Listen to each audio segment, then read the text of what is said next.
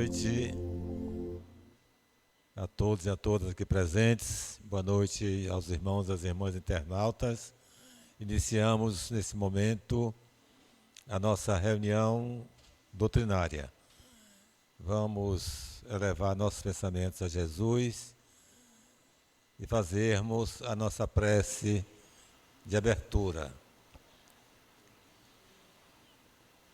Amado Mestre Jesus, em vosso nome, Senhor, e em nome de Deus, iniciamos nesse momento a nossa reunião doutrinária, pedindo ao Senhor que nos abençoe, pedindo também a presença dos benfeitores espirituais, sob a coordenação do irmão José Pititinga, para que tenhamos um encontro amoroso, fraterno, que possamos aproveitar esse momento que o Senhor nos oportuniza para aprendermos um pouco mais sobre a doutrina espírita e sobre o verdadeiro sentido do Evangelho. Agradecemos ao Senhor, Mestre, pelo dia de hoje, pelas oportunidades que tivemos de dar o testemunho da nossa redenção, da nossa luta em nos melhorarmos como seres humanos, fazermos o bem sempre em que se apresenta a oportunidade.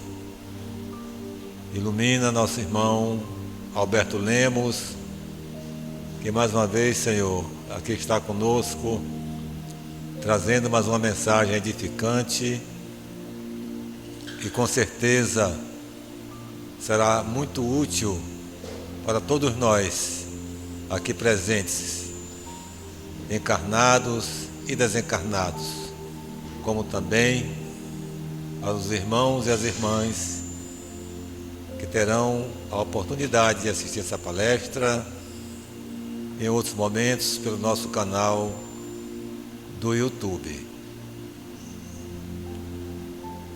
Assim, Mestre Jesus, com a vossa permissão, iniciamos a nossa reunião doutrinária, prontos para assimilar todo o conteúdo que o irmão Alberto nos transmitirá na noite de hoje. Pai nosso que estás nos céus, santificado seja o vosso nome. Venha a nós o vosso reino, seja feita a vossa vontade, assim na terra como nos céus. O pão nosso de cada dia nos dai hoje, perdoai as nossas ofensas, assim como nós perdoamos a quem nos tem ofendido. Não nos deixeis cair em tentação, mas livrai-nos, Senhor, de todos os males. Que assim seja. E assim, meus irmãos e minhas irmãs, que a paz de Jesus esteja conosco. E é com muito prazer que eu convido nosso querido irmão Alberto Lemos para fazer a sua palestra.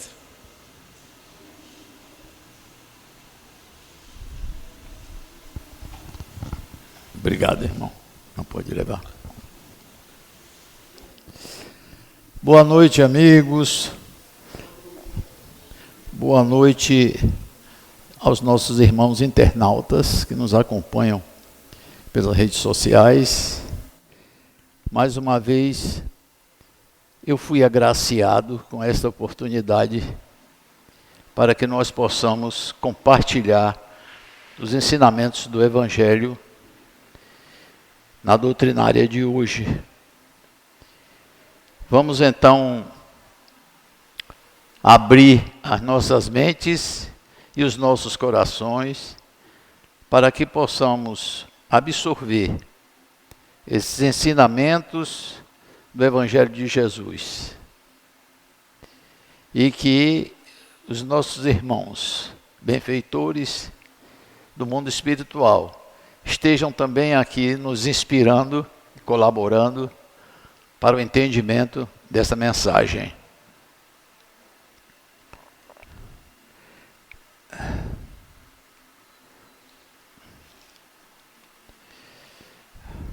O assunto de hoje está no Evangelho segundo o Espiritismo, capítulo 8, itens 11 a 17. Ele também está contido em outras publicações da doutrina espírita, como nós vamos ver mais adiante. Mas é um capítulo especial, é um item especial do capítulo 8 do Evangelho segundo o Espiritismo. Escândalos. Se a vossa mão não é motivo de escândalo, cortai-a. Esse é o título. À primeira vista, é uma coisa bárbara, né? Cortar a mão, mas nós vamos discutir ainda isso. Vamos então começar procurando entender o significado da palavra escândalo, não é? E nós sabemos, pelo nosso conhecimento normal, popular, o escândalo é alguma coisa que nos choca, né? Que nos estarrece, né? Que nos surpreende, né? Que nos espanta, né? Apesar de que nós temos presenciado tanto escândalo nesse mundo, que talvez não espante tanto mais como antes. Mas, de qualquer maneira, é uma coisa que nos choca, não é? Nos lembra tanta coisa ruim, né? Escândalo. E são realmente, geralmente, o que motiva o escândalo são coisas ruins mesmo, né? Bom, essa palavra vem do grego, a palavra grega escandalon ou escandalon, eu não sei como é que se pronuncia exatamente. Escândalo, escandalon ou escandalon. E ela, no grego, na língua grega, ela tem 3 significados, pelo menos que a gente conhece. Primeiro, como armadilha. Segundo, como laço. E terceiro, como uma pedra, como um obstáculo que causa tropeço. Então, como a armadilha, eu acho que isso até se coaduna mais com o nosso comportamento, porque a armadilha nós sabemos que é uma coisa que causa dano, não é? Que causa prejuízo.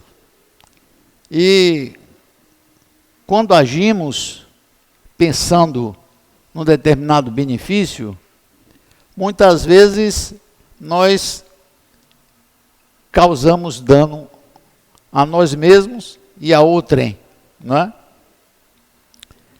E normalmente, nós caímos nas armadilhas, como a gente fala, nas armadilhas da vida, através dos nossos pensamentos, através das nossas propostas existenciais, dos nossos hábitos naturais, né, na convivência natural com nossos irmãos. Muitas vezes a gente cai nessa armadilha, mas não percebe, né, que ela está prejudicando a nós mesmos e ao próximo, né? Então, por que nós caímos nessa armadilha? Porque nós estamos geralmente cegos, né, e surdos, né, pelo orgulho, pelo egoísmo, né, pela vaidade. Nós ficamos momentaneamente cegos e surdos e caímos nas nossas próprias armadilhas ou nas armadilhas que os outros também promovem, né? Agora acontece o seguinte, que quando a gente cai nessa armadilha, é para sofrer, depois sofrer as dores, né? As dores como consequência desses atos impensados que a gente comete, né? Dessas intenções, né, que a gente tem, pensando até que está fazendo um benefício, mas estamos causando prejuízo para nós e para o próximo. A segunda tradução dessa palavra grega é laço. Quer dizer, aquele que comete um escândalo cria um débito, cria um laço, né? Com a sua própria consciência, né? Cria um débito com ele mesmo. Então, esses laços, ele fica, com esses laços que ele cria, ele fica vinculado a determinados débitos, né? E enquanto ele não fizer a reparação desse débito, ele continua amarrado, não é isso? Ele fica amarrado e essa amarração, vamos dizer assim, esse laço, o impede de avançar, né? Ele tem que quitar esse débito para poder avançar. Nós ficamos tão amarrados que só vamos avançar depois que nós quitarmos esse débito que nós mesmos nos amarramos, a que nós mesmos nos ligamos, né? Que nós mesmos causamos. A terceira tradução é pedra de tropeço, ou qualquer obstáculo que nos faça tropeçar na nossa caminhada normal pela vida, né? Significa que quando praticamos o escândalo, nós cedemos à tentação do mal e tropeçamos e ficamos caídos no chão e podemos permanecer aí caídos por muito tempo, quem sabe séculos ou milênios, né? Vai depender do nosso empenho, da nossa vontade, para poder a gente se levantar dessa queda, né? E recuperar, né? A gente se levantar e recuperar, para que a gente possa retomar a caminhada. Então, veja bem, até agora nós já vimos 3 definições para essa palavra. Mas tem outras também, tem outras. Então a gente tem que se conscientizar e perceber que aquele que se torna instrumento do escândalo, ele vai colher resultados dolorosos, né, dessa escolha, né? E esses resultados serão consequências naturais de uma semeadura infeliz que a gente fez. A gente mesmo semeou. E vai colher resultados, como consequência, resultados dolorosos. O que é que a gente vai fazer então? Vamos procurar entender essa palavra no sentido geral.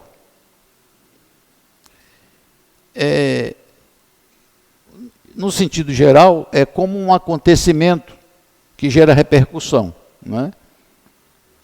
E que choca consciências. A visão geral que a gente tem de escândalo é essa, né? No popular, vamos falar assim, né? É o conceito mais genérico que temos de escândalo, né? Alguma coisa assim que nos surpreende, que choca, e que atinge as nossas consciências, que atinge milhões de pessoas, muitas vezes, né? Nós temos presenciado isso no mundo, não é só no Brasil, no mundo todo. Agora, no sentido evangélico, o escândalo tem um sentido muito mais profundo, não é? Porque não é apenas o que choca a moral, e o que choca a nossa consciência. No sentido evangélico, escândalo é tudo que provém do vício, é tudo que provém do egoísmo, do orgulho.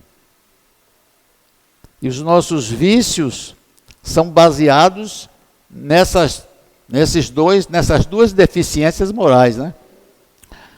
O orgulho e o egoísmo.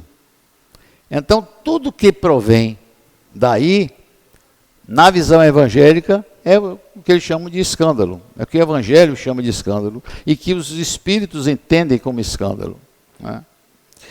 Porque ele provoca comportamentos que nos prejudicam e prejudicam o outro também, né? Tenha ou não repercussão. Que o escândalo no sentido evangélico não é só aquele escândalo que choca, que surpreende. Provém dos nossos atos, né, das nossas intenções, das nossas ações.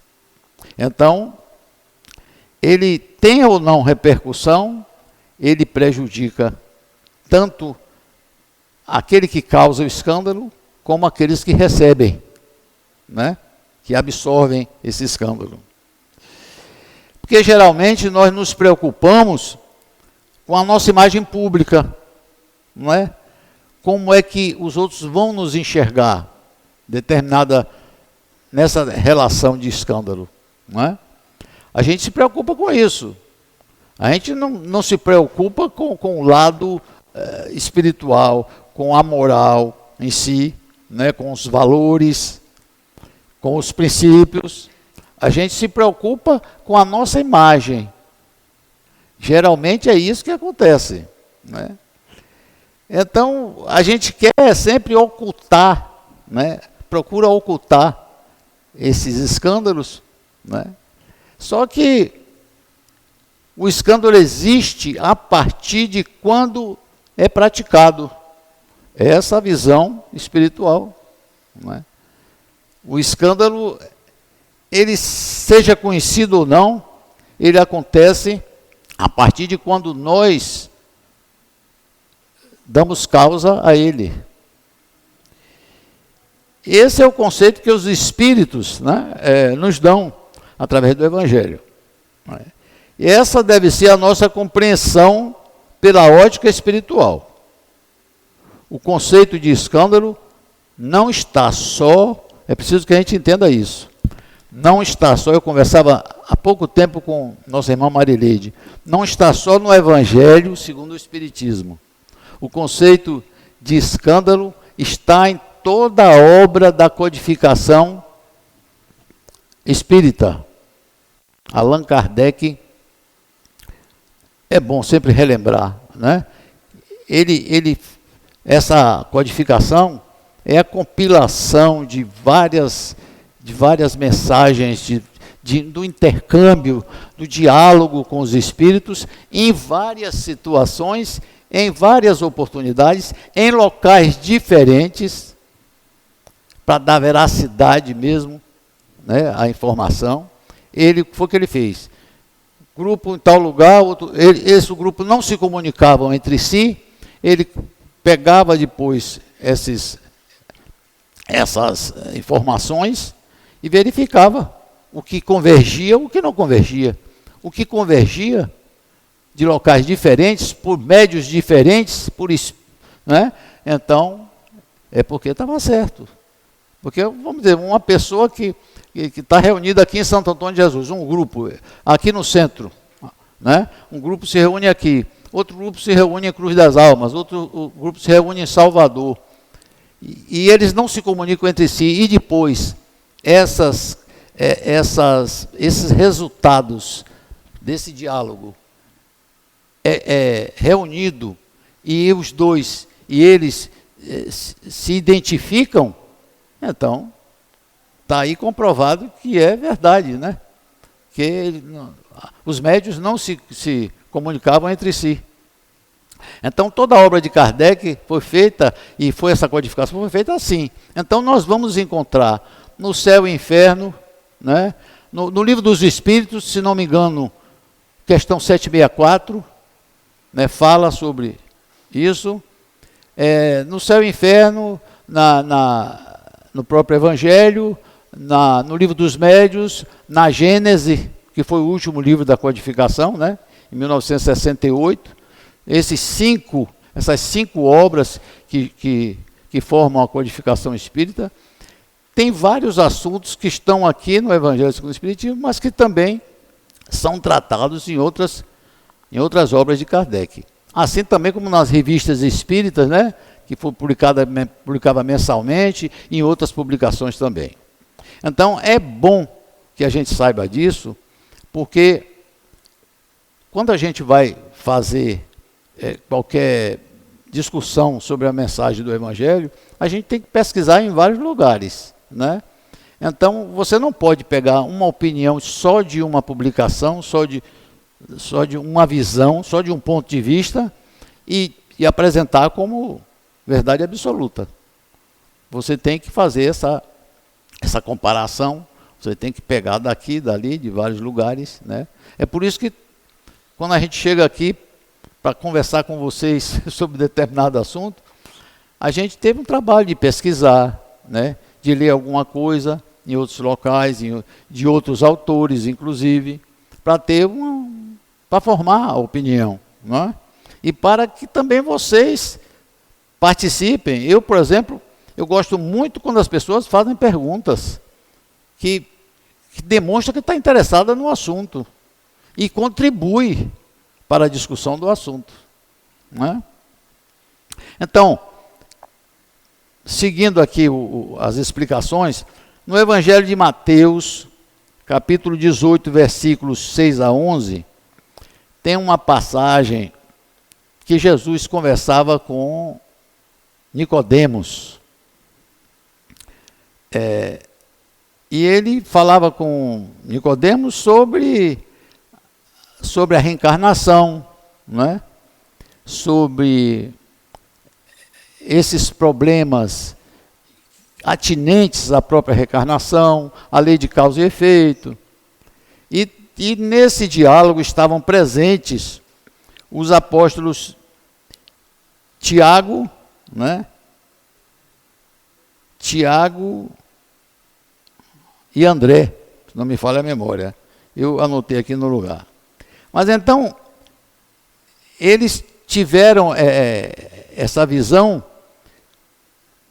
porque Jesus disse assim: o escândalo é necessário, mas ai daquele para quem o escândalo, para aquele por quem vem o escândalo. Essa foi o motivo das perguntas, depois que nós vamos chegar lá adiante, que Tiago fez a Jesus e ele respondeu. Então, essa necessidade que está também aqui no Evangelho, a necessidade do escândalo que Jesus falou, diz respeito à nossa condição evolutiva, porque nós ainda estamos numa fase, numa condição, num estágio evolutivo que precisa passar por determinadas coisas, inclusive o escândalo, para poder a gente aprender. A gente tem que vivenciar determinados escândalos para poder a gente aprender e para poder a gente evoluir também, não é? Então, os escândalos são reflexos das nossas imperfeições, né? E se eles acontecem e se nós os vivenciamos, é porque fizemos por merecer. Que tenhamos sido os causadores ou não, nós fizemos por merecer. Então, aí é que eu vou entrar no diálogo de Jesus com Pedro, porque está no livro Boa Nova, de Humberto de Campos, capítulo 14. Depois da conversa de Jesus com Nicodemos, que estava falando sobre resgate, sobre reencarnação, né? Tiago e André, eles estavam presentes, né? E eles, depois desse encontro, depois que Jesus conversou com Nicodemos, eles continuaram dialogando inclusive com Jesus, sobre esses problemas, né? De resgates, sobre a reencarnação, sobre provas. Aí Tiago pergunta a Jesus, aí eu volto para aquela história de Jesus diz que o escândalo é necessário. E a gente passar pelo escândalo é necessário, mas ai daquele por quem vem o escândalo. Aí Tiago disse, mas, mestre, se a gente tem que passar por isso, a gente pode provocar o escândalo, então nós somos o motivador, o algoz da agora. E se tem que outro ser a vítima, no futuro a vítima pode ser o algoz e nós sermos a vítima. Então, isso não vai acabar nunca? Esse círculo vicioso do escândalo vai continuar para sempre, mestre? Aí Jesus chega para Tiago e disse, Tiago, qual é o processo de redenção da lei de Moisés? E Tiago responde a Jesus, olho por olho, dente por dente, que é a lei de Talião, né? O processo de redenção da lei de Moisés é através do olho por olho, dente por dente. Aí Jesus responde a Tiago, mas até você, Tiago, por acaso você nunca meditou que acima de todos os mandamentos está o mandamento do amor? Você não está lembrado? Amar a Deus sobre todas as coisas e amar ao próximo como a si mesmo? E depois não fazer o próximo o que você não quer que ele faça? Você não está lembrado disso, Tiago? Então, e ainda Jesus acrescenta, bastaria que os homens compreendessem isso, o mandamento, né, do amor, e se vissem como irmãos, e esse círculo vicioso se desfaria. Quer dizer, o círculo vicioso do escândalo, que Tiago perguntou a ele, né? Isso não acaba nunca, mestre? Ele disse, não. Bastaria que os homens se vissem como irmãos e vivenciassem o amor. Não precisaria, né? Não precisaria o escândalo retornar. Não teria esse círculo vicioso. E isso nós podemos, dessa resposta de Jesus para Tiago, nós podemos deduzir que bastaria que nós despertássemos para o amor e o perdão, que esse círculo vicioso de dores e escândalos se diluiria completamente. Não é verdade? É o que nós podemos deduzir. Porque nós estamos presos ainda a essa lei de Talião. E porque estamos presos ainda a essa lei de Talião, é que nós estamos distantes da lei do amor. Né? Exatamente por isso. Emmanuel, o grande espírito Emmanuel, ele nos lembra que enquanto nós não vivenciarmos o amor, nós estaremos sempre sujeitos à lei de justiça. Quando o amor se tornar, quando nós aprendermos a vivenciar o amor na nossa vida normal, nos nossos atos, no nosso cotidiano, nós não vamos precisar mais da lei de justiça. Porque, como disse Jesus, o amor justifica uma multidão de pecados, né? Elimina a multidão de pecados. Então, quando essa lei de amor estiver sendo vivenciada em sua integralidade, não precisaremos mais passar pelo círculo vicioso do escândalo, de nenhum escândalo. Porque aí, é como o Emmanuel disse, até a lei de justiça não vai ser mais necessária. Porque nós já atingimos um patamar evolutivo, né, de vivenciar o amor. É claro que isso vai demorar um bocado para acontecer. Do jeito que os escândalos continuam nesse mundo, né? Isso ainda demora um pouco para acontecer. Mas quando a gente atingir esse nível, não vai precisar mais.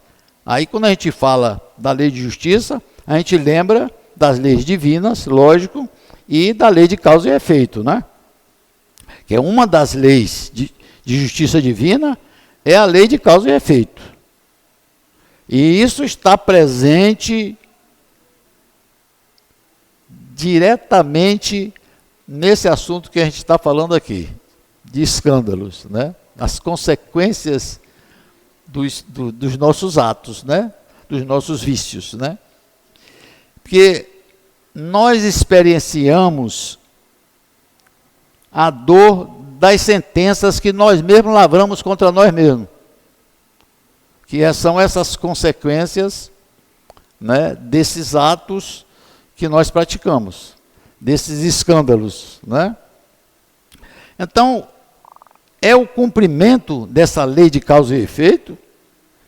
Ela existe para que a gente possa entender nossas dores e sofrimentos. A gente sabe disso, né?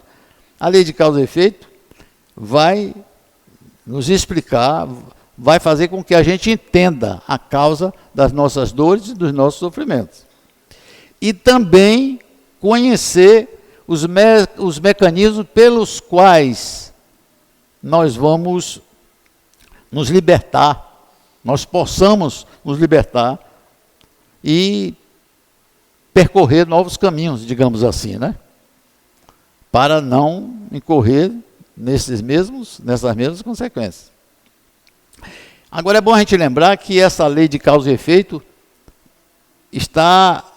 tem 3 pilares fundamentais que nós conhecemos perfeitamente, que é o arrependimento, a expiação e a reparação, né?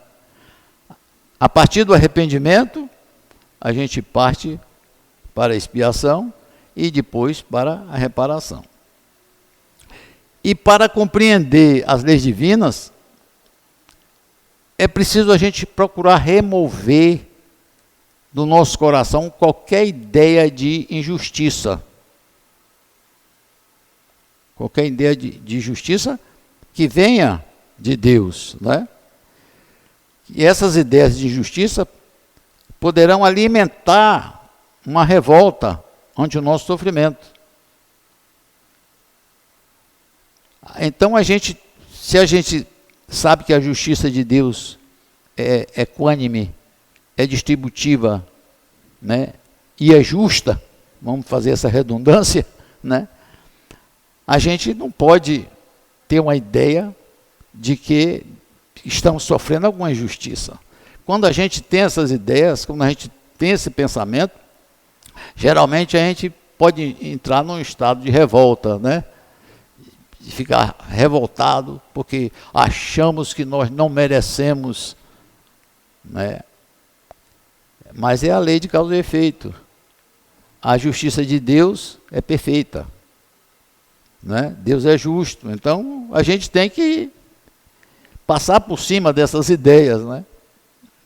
Agora, voltando ao tema principal,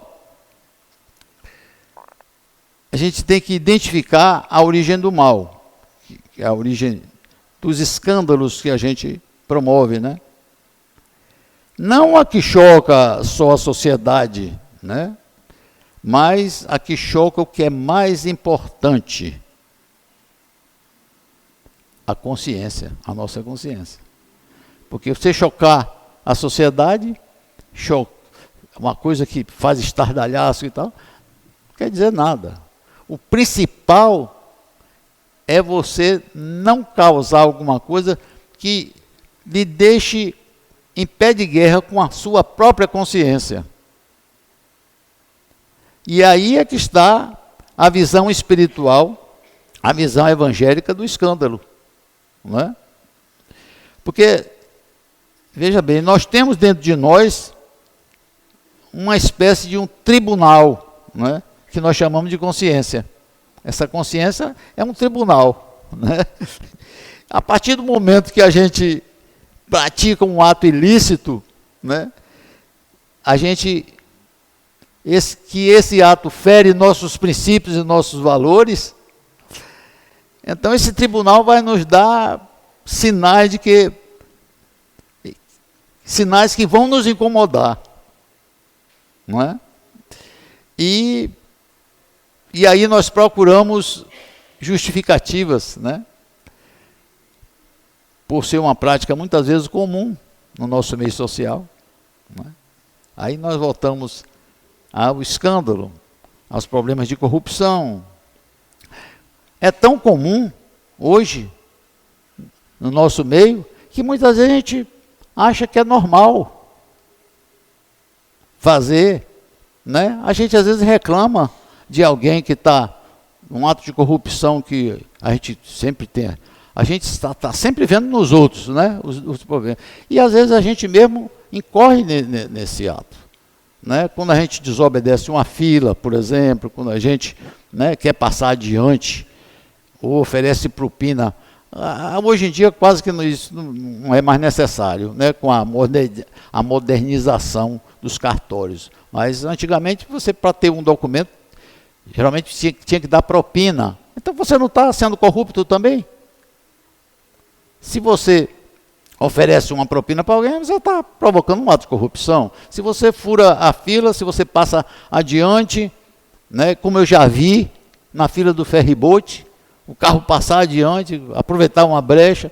Quer dizer, nós estamos cometendo um escândalo, gente. Qualquer ato, né, que parte dos nossos vícios, dos nossos hábitos ruins, né, é um escândalo. E o pior, como diz aqui o Evangelho, o pior são esses escândalos, né, que vão contra a nossa consciência, que nós vamos ter, como que diz, a gente vai ter um problema, drama de consciência, como a gente fala, né? Muitas vezes, né? Esse é o escândalo mais prejudicial, né? Então, quando Jesus disse que o escândalo se faz necessário, ele disse também, ai daquele porque vem um escândalo. E aí eu gostaria de acrescentar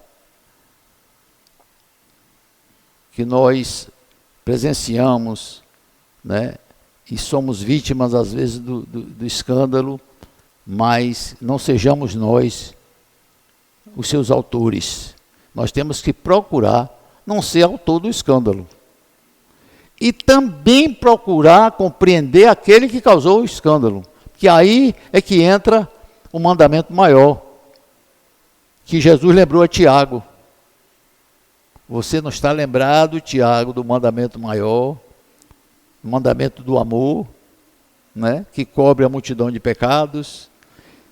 Então a gente tem que procurar entender também o outro, né? Porque a gente tem um hábito de julgar os outros impressionante, né? O erro sempre está do lado de lá. Nós não vemos que nós somos reflexo desses escândalos, como fala aqui o Evangelho. Nós somos reflexos de todos esses escândalos, né? Então, meus amigos, no nosso nível, para que é um escândalo, quando eu terminei dizendo que nós não sejamos os autores, né, do escândalo, porque Jesus disse que é necessário, mas que nós temos que evitar de ser os autores desse escândalo. Então nós podemos interpretar essas palavras de Jesus da seguinte maneira: no nosso nível evolutivo, nessa fase de evolução que nós estamos passando, não é? Agora, no nosso planeta, nesse estágio evolutivo do nosso planeta, então que nós todos estamos inseridos, né, de provas e expiações.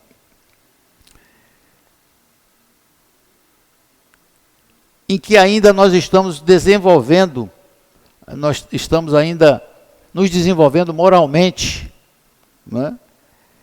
É normal nós refletirmos nossas imperfeições, é normal que nós reflitamos sobre nossas imperfeições dentro desse estágio evolutivo que nós estamos vivendo, né? E os escândalos são reflexos de nossas imperfeições. Né? Veja bem, os escândalos atuais. Né? Nós temos vários escândalos ocorrendo no nosso país, no nosso planeta. Não é? Nós somos o reflexo desses escândalos por quê? Essas pessoas que estão lá com o poder na mão, né, os poderes constituídos, os nossos governantes, quem foi que colocou eles lá? Não fomos nós? Quem votou nos deputados e senadores, presidente, prefeito, vereador? Não fomos nós? Então, nós somos o reflexo de tudo isso. Nós somos copartícipes, né? Nós somos coadjuvantes de todo esse processo, que a gente queira ou não. E outra coisa que nós temos que pensar também, tudo isso que a gente faz, todos esses escândalos que a gente promove, o que ajuda a promover, o que ajuda a divulgar, não é? Sem ter a capacidade de olhar as causas, de perdoar, de entender o irmão por causa desses escândalos, nós temos uma nuvem de testemunhas que está sempre, né, vamos dizer assim, nos policiando, que está sempre nos vendo. Essa nuvem de desencarnados, né, a própria espiritualidade, porque nós podemos tentar enganar nós mesmos e ao irmão, mas não vamos enganar a Deus, nós não enganamos a divindade, nós não enganamos aos espíritos, porque eles têm a capacidade de nos ver, e muitas vezes até ler nossos pensamentos, ver, né, o que é que nós estamos fazendo de bom ou de ruim. Então nós temos uma série de testemunhas nos rodeando. Então esse tribunal da nossa consciência tem que verificar isso. Nós não estamos, nós enganamos alguém, ou muita gente, durante muito tempo, tem aquela coisa que diz, mas nós não vamos enganar a vida toda, todo mundo, e jamais enganar a espiritualidade, e enganar a Deus, né? Enganar a nossa própria consciência, porque a gente tenta às vezes enganar a nós mesmos, mas a gente não vai conseguir fazer isso o tempo todo. Então, outro detalhe que eu gostaria de dizer aqui é o seguinte: após o desencarne, quando a gente passa para o lado de lá, não é? Quando a gente retorna à pátria espiritual, muitas vezes a gente chega lá e diz assim: poxa, quanta oportunidade que eu desperdicei, eu não devia ter desperdiçado tantas oportunidades que eu tive, eu quero voltar. Aí pede, implora para voltar correndo para corrigir, né? Para aproveitar essas oportunidades que ele não aproveitou aqui, né? Só que essas oportunidades talvez não sejam mais dolorosas, porque vamos ter essa oportunidade, né?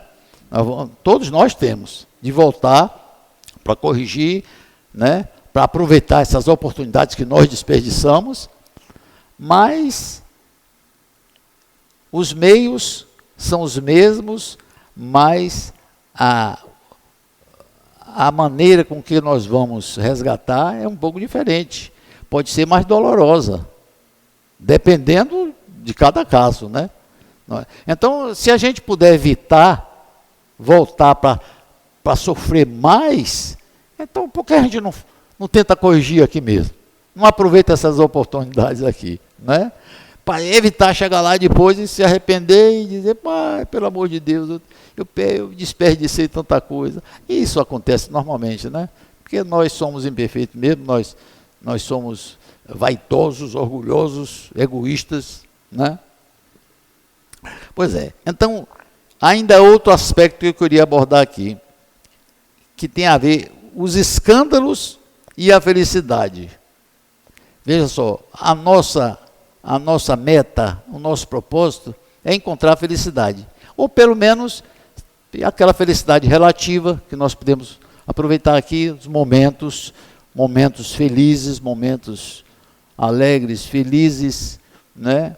Quando a gente faz algum bem ao outro, que a gente se sente gratificado porque, né, fez alguma coisa de bom, é um momento de felicidade, não é isso? Mas muitas vezes nós relegamos essa felicidade que Deus nos quer ver felizes. Nós estamos aqui não é para sofrer só.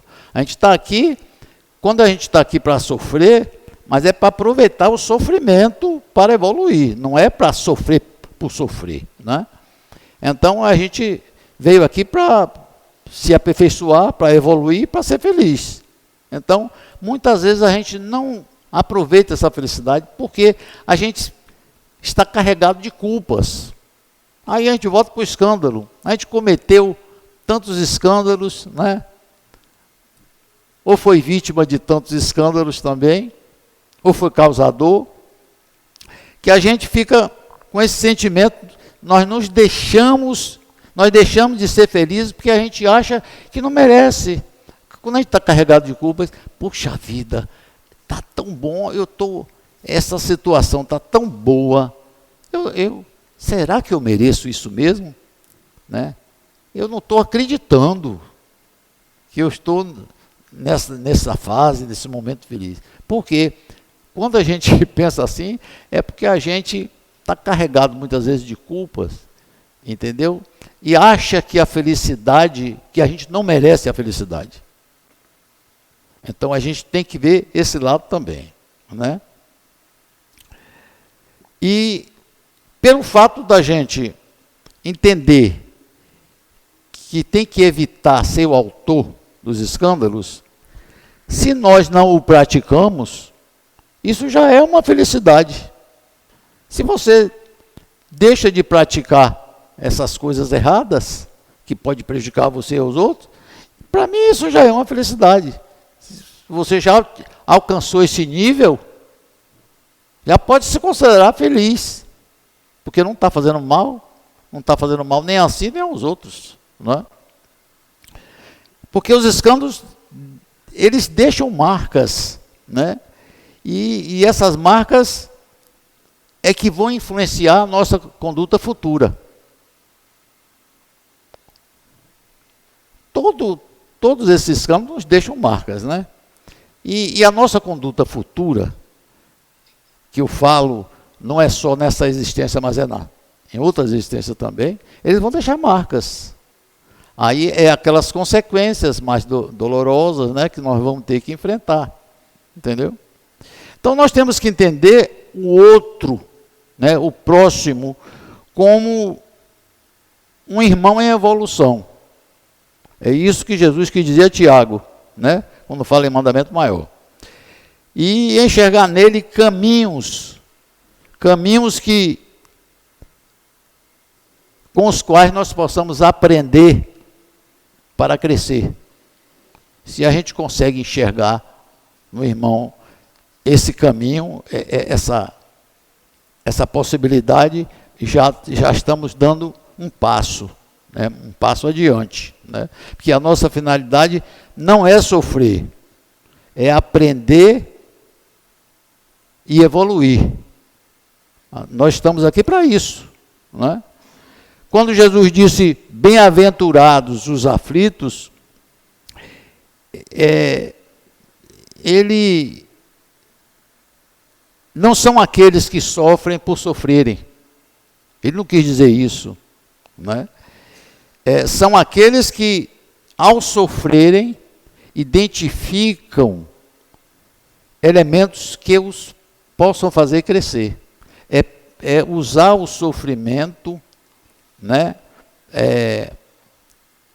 Bem sofrer, como tem, né? Tem um capítulo do Evangelho que fala bem e mal sofrer.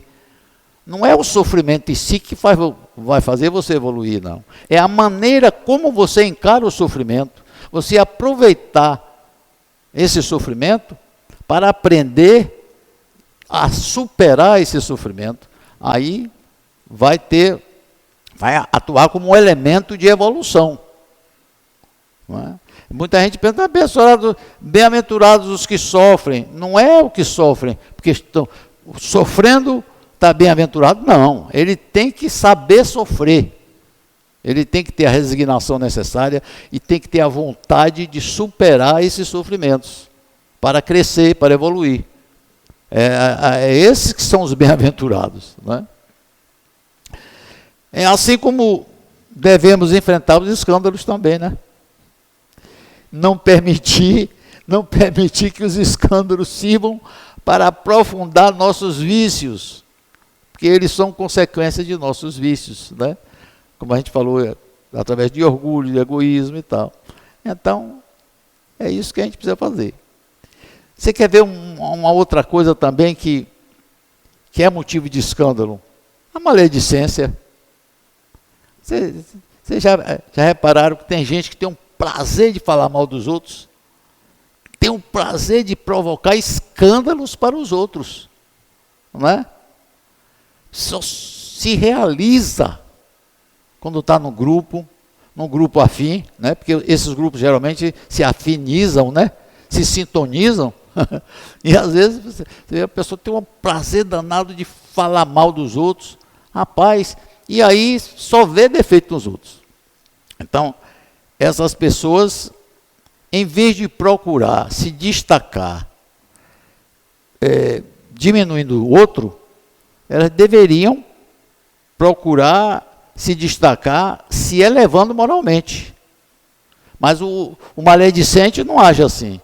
Ele acha, eu não faço aquilo, fulano fez aquilo, eu não sou capaz de fazer. Quer dizer, ele diminui os outros, ao invés de procurar se elevar moralmente.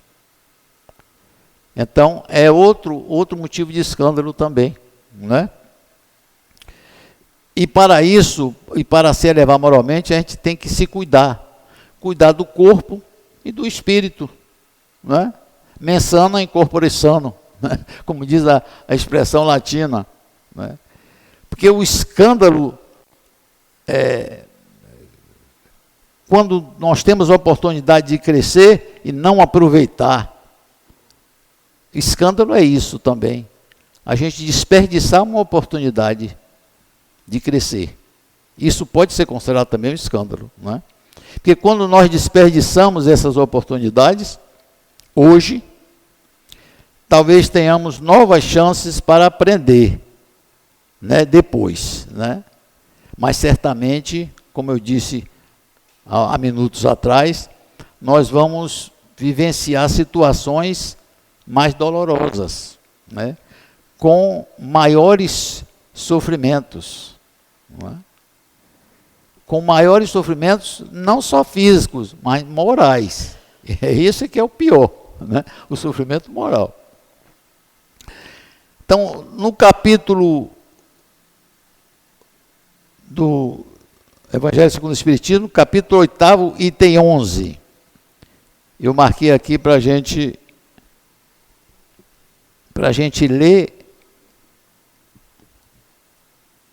É assim: se a vossa mão ou o vosso pé é objeto de escândalo, cortai-os e lançai-os longe de vós. Melhor será para vós que entreis na vida tendo um só pé ou uma só mão, do que terdes dois e serdes lançados no fogo eterno. Se o vosso olho vos é objeto de escândalo, arrancai-o e lançai-o longe de vós. Melhor para vós será que entreis na vida tendo um só olho, do que terdes dois e serdes precipitados no fogo do inferno. Mateus, é aquele capítulo de Mateus que fala isso, né? Do Evangelho de Mateus. Agora vejam bem, isso não quer dizer, essas palavras a gente tem que encaminhar da seguinte maneira: Jesus não seria capaz de mandar ninguém se mutilar, cortar mão e pé. Ele falou no sentido simbólico e figurado, como sempre fazia, né? E também para a compreensão da época, né? Veja bem que foi logo após a lei mosaica, né? Jesus veio, né, em seguida. Então, ele não mandou ninguém se mutilar, né?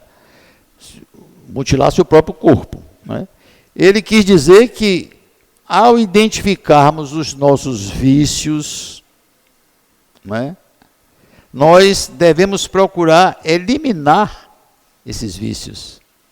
Quer dizer, nós temos que cortar não a mão, não arrancar os olhos, nem cortar as pernas, nem os pés. Nós temos que cortar esses vícios, eliminar essas mazelas, esses defeitos, essas deficiências morais que nós trazemos e que nós alimentamos. Foi isso que ele quis dizer, que seria bárbaro demais se nós tivéssemos que cortar uma mão e um pé, arrancar um olho, né? Não é nada disso. É que a linguagem daqui é simbólica, né? Então, muitas vezes a gente tem que eliminar esses vícios porque eles, aparentemente, eles podem nos dar alguma satisfação, não é? Aparentemente. Mas na realidade, eles podem nos trazer muitas dores no futuro, né? Quando nós fazemos alguma coisa, que promovemos alguma coisa, praticamos algum vício desse, que nos dá aquela sensação benéfica, né? que nos deixa até alegres e felizes, que nos dá aquela satisfação. Mas a gente precisa enxergar que eles podem trazer consequências muito dolorosas, né?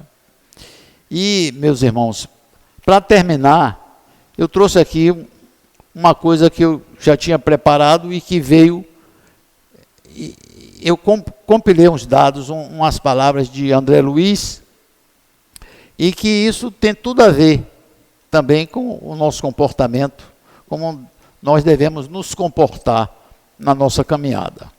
Eu vou ler para vocês aqui. Estará no meu próximo livro, esse trecho.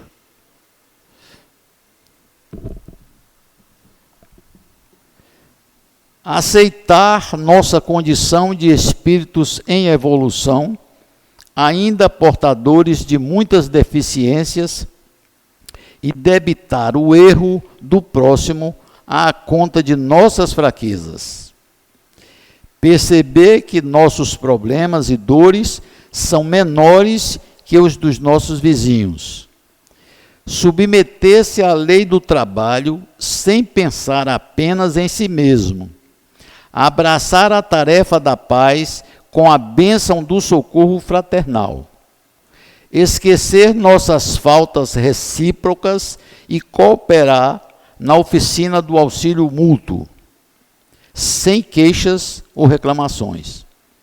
São conselhos do espírito André Luiz, que do ponto de vista espiritual, são a munição adequada para combater o egoísmo e para que o amor se estabeleça definitivo em nossos corações, fazendo-nos sentir a presença de Deus em nossa caminhada.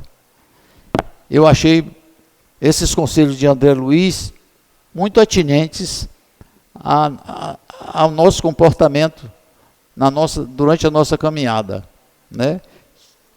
Onde e quando a gente promove escândalos, né? Através de nossos vícios, através da maledicência, através de tantas mazelas espirituais que nós carregamos ainda em nosso estágio evolutivo. Mas isso não é desculpa para que a gente não tente se melhorar. A gente tem que aprender a extirpar, como diz Jesus aqui no Evangelho, a eliminar esses vícios, para que a gente, olhando e entendendo o irmão, entendendo até um escândalo promovido pelo irmão, procurando ver seu ponto de vista, seus motivos, né?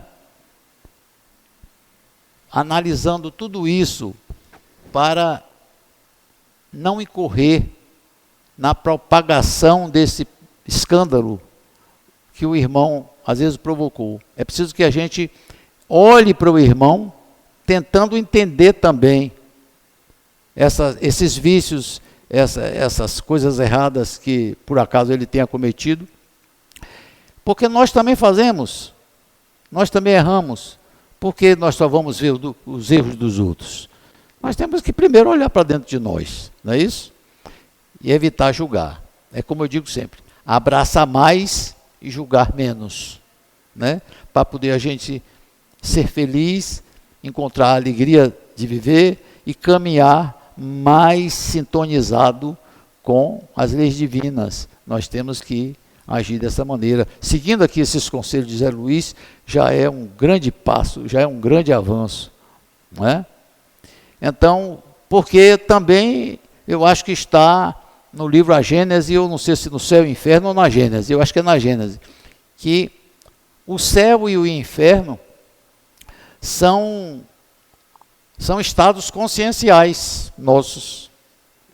Então, se nós sabemos que o céu e o inferno são estados conscienciais, por que nós não vamos procurar construir o nosso próprio céu, em vez de procurar construir o inferno para nós mesmos e para os outros, não é?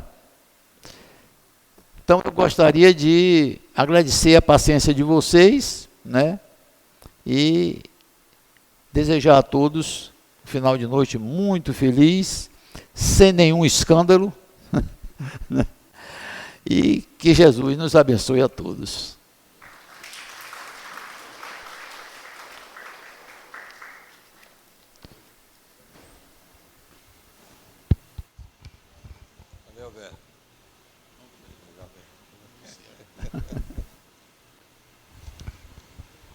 Então, a nossa gratidão, né, ao nosso irmão Alberto, né, pela sua palestra, muito importante, né, para todos nós, né, gente? Porque o escândalo está aí, né, em toda parte, né, não é só na rua, não, mas dentro de casa, né, dentro de casa, na família, tem os escândalos também.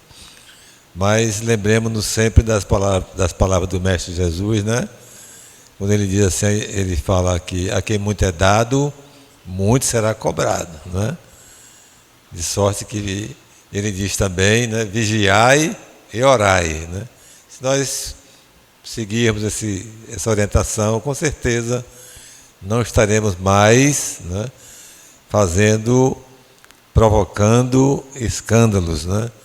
E consequentemente não estaremos sujeitos às suas consequências. E eu me lembrei também agora de um ensinamento de Divaldo Franco, né, que ele nos orienta de que nós devemos orar, né, pelos que sofrem, né, estão sofrendo, mas que nós não esqueçamos de orar também pelos causadores dos sofrimentos. É muito importante isso, né? Quem causou a dor, quem causa a dor, né, também é uma pessoa infeliz. Então ele merece também nossas orações. Então é o caminho nosso, né, do cristão, do espírita, nessa construção de um mundo melhor, que vai beneficiar a todos nós, né? Basta querer. Obrigado, Alberto. Jesus continue te abençoando, meu irmão, te iluminando, viu? 21ª semana de O Livro dos Espíritos, de 18 a 21 de abril, né, de 2024. É um evento realizado por esta casa, com o apoio das demais casas espíritas, o Ação Assis, São Benedito, o Joana de Ângeles, ali da rua 31 de março, o Vinha de Luz, né, que fica na zona rural, e também o nosso mais novo irmão, que é o Ser, né, que fica aqui na Maria Preta, né, na rua Alagoas, né, na rua Alagoas. Então, nós estaremos todos juntos realizando essa semana, que tem como objetivo maior a divulgação do Espiritismo em nossa comunidade e também para as comunidades circunvizinhas, né? Esse é o objetivo de realizarmos esses eventos, né? Então nós pedimos a todos e a todas que divulguem, né? É um evento que nós não tem cor religiosa, vamos dizer assim, né? Vamos abordar temas, né, da vida da gente, do dia a dia, da sociedade, né, à luz do Espiritismo, mas não é doutrinação, não são palestras doutrinárias, né? São palestras, né, revestidas de muito conhecimento, de muita cultura, que serão feitas por pessoas de grande conhecimento. São espíritas, né, de diversas profissões, que têm um domínio muito grande, não só do espiritismo, mas de outras áreas da vida, de conhecimentos da vida. Então é aberto, é ecumênico, né, não se paga nada. Então nós sempre pedimos às pessoas, convidem seus parentes, né, familiares, nossos amigos, colegas de trabalho, eles vão gostar, né? Porque muitas pessoas têm uma impressão negativa a respeito do que seja o Espiritismo. Mas quando chega aqui, que vê o que é o Espiritismo, ficam encantadas, né? Meu Deus, não sabia que era assim. Porque tem gente que ainda pensa que o Espiritismo é bater tambor, é tomar banho disso, banho daquilo, né? Nada disso. O Espiritismo é uma doutrina, é uma filosofia, né? É uma ciência, né? É uma religião cristã, né? E as pessoas não sabem, viu? Então, nesse 21... de 18 a 21 de abril, tá certo? Sempre às 19 horas iniciaremos o nosso evento aqui, tá bom? Nós estamos fazendo já os panfletos na gráfica, nós vamos distribuir com vocês, pedir que divulguem, né, no trabalho, quando vocês passarem, né, deixando essa informação. Acabou, irmão? Eu queria só lembrar também para vocês de que no dia 28 de abril, nós vamos realizar aqui nessa casa, também depois da semana, um curso de oratória, né? Oratória espírita. Vai ser um domingo, o dia todo. Nosso companheiro, que já trabalhou aqui conosco, Jean Mernei, mora em Salvador, ele virá aqui, ele é jornalista, e tem muita experiência nesse campo da oratória, e ele vai fazer esse curso aqui no dia 28 de abril, né? Então, quem tem vergonha de chegar aqui na frente, pegar o microfone, né, e falar, quem tem vergonha de falar na presença dos outros, se quiser, pode fazer esse curso, né? Vocês vão aprender as técnicas, né? Como é que se monta uma palestra, como é que se posiciona o palestrante ou a palestrante, né? Como é que deve se comportar diante das pessoas. Vai perder o medo das pessoas, a gente vai olhar assim, todo mundo, sem medo, né? No início, né, a gente sente medo, todo mundo sente. Dá um frio na barriga, né? Mas com você aprendendo as técnicas, né, e com a prática, você domina isso aí, né? E a gente fala naturalmente, viu? Aí quando quem vier fazer o curso quer aprender, vocês vão dar um show, né? No primeiro aniversário que vocês forem participar, vocês vão querer fazer um discurso no aniversário.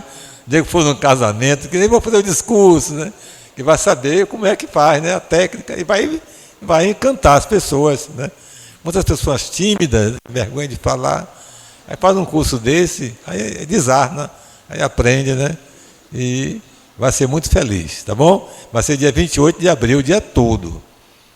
Aí nós, mais próximo, nós entraremos em mais detalhes. E, ao mesmo tempo, eu convido o irmão Alberto para fazer a prece de encerramento e de agradecimento a Jesus. Que nossos corações e nossas mentes estejam perfeitamente sintonizadas, acalmadas e tranquilas e serenizadas, para que nós possamos emitir nossas vibrações de amor e receber também essas vibrações da espiritualidade. Agradecendo ao nosso Pai Maior por mais esta oportunidade de estarmos aqui vivenciando e aprendendo as mensagens do seu Evangelho. Que ele nos envolva com a sua sabedoria, para que nós possamos dominar as nossas emoções, os nossos sentimentos e os nossos vícios, para que possamos eliminar esses vícios que nos martirizam e causam tantos danos a nós mesmos e ao próximo. Que nós não aprendamos a não ser mais os causadores desses escândalos, dessas mazelas que nos martirizam e nos fazem sofrer. Que nós consigamos dar mais um passo na nossa caminhada evolutiva, aprendendo a dominar esses instintos inferiores e indignos, e sejamos o reflexo da bondade e do amor que Deus sempre nos ensinou e que Jesus sempre nos estimulou a vivenciar com os nossos irmãos. Obrigado, Pai, obrigado, irmãos benfeitores, que nós estejamos sempre sintonizados com os teus propósitos e possamos corresponder às tuas expectativas para conosco. Que Jesus nos abençoe, que os espíritos benfeitores, que o nosso patrono José Pititinga e todos os nossos irmãos benfeitores que nos ajudam, nos inspirem sempre para que possamos caminhar na senda do bem e do amor. Que assim seja.